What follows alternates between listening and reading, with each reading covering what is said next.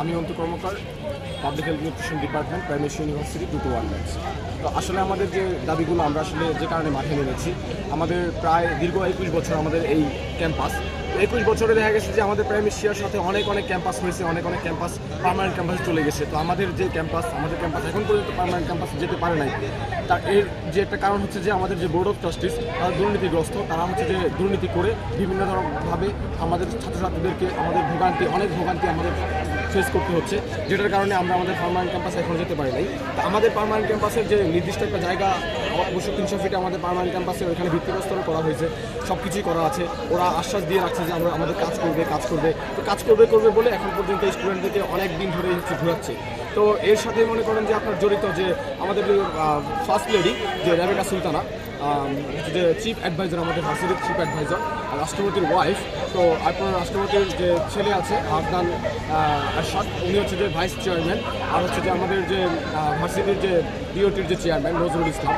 তো উনি এরপর হচ্ছে আমাদের যে ভাইস চ্যান্সেলর ছিল বা প্রভিসি বা ভিসি যেটাই বলি, ডক্টর শুভময় দত্ত স্যার। তো ওনারা হচ্ছে যে আসলে ওনাদের যে একটা সিন্ডিকেট, এই দুর্নীতি করে আমাদেরকে অনেক পিছিয়ে রেখেছে।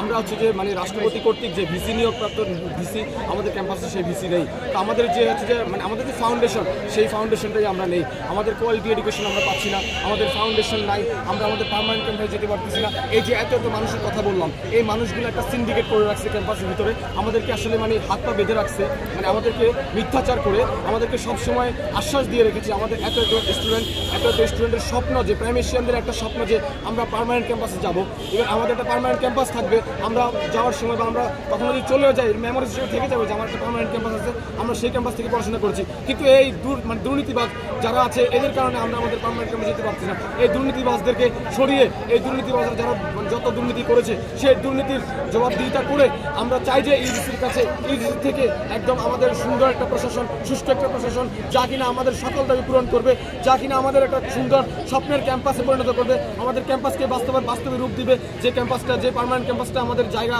আছে, সেই জায়গা কিনা তারা হচ্ছে যে বিক্রির জন্য প্ল্যান করতেছে। যে অবৈধ যারা আছে, বোর্ড অফ ট্রাস্টিজের অবৈধ যারা আছে, তারা হচ্ছে যে এই ক্যাম্পাসটাকে বিক্রির জন্য একটা প্ল্যান করে রাখছে যে এটাও বিক্রি করে দিবে। ইভেন কি এটার প্ল্যানও হচ্ছে যে আমরা স্টুডেন্টরা যখন জানতে পারি, তখন আমরা তো চুপ থাকতে পারি না। আমাদের কষ্টের টাকা, আমাদের বাবা মায়ের অর্জিত ঘাম ঝরানো টাকা, সেই টাকা আমরা হচ্ছে যে নষ্ট করতে পারি না। ইভেন তারা হচ্ছে যে আমাদের স্বপ্নের পথে বাধা হয়ে দাঁড়িয়ে আছে। এই বাধাকে আমরা হচ্ছে যে বিনষ্ট করে আমরা ইউজিসির হেল্প চাই, এবং ইউজিসি যেন সেটা একটা সুস্থ সমাধান করে। সেই সমাধানেই আমরা আজকে ইউজিসির কাছে আমরা এসেছি। আমাদের দাবি পূরণ না হওয়া পর্যন্ত আমরা সবাই এখানেই অবস্থান করব। আমরা কারা? তুমি কে? আমি কে? অবৈধ বিওটি মানি না, মানবো না। মানি না, মানবো না। অবৈধ বিওটি মানি না, মানবো না। অবৈধ বিওটি দালালি না, রাজপথ, শিক্ষা না সংগ্রাম, শিক্ষা।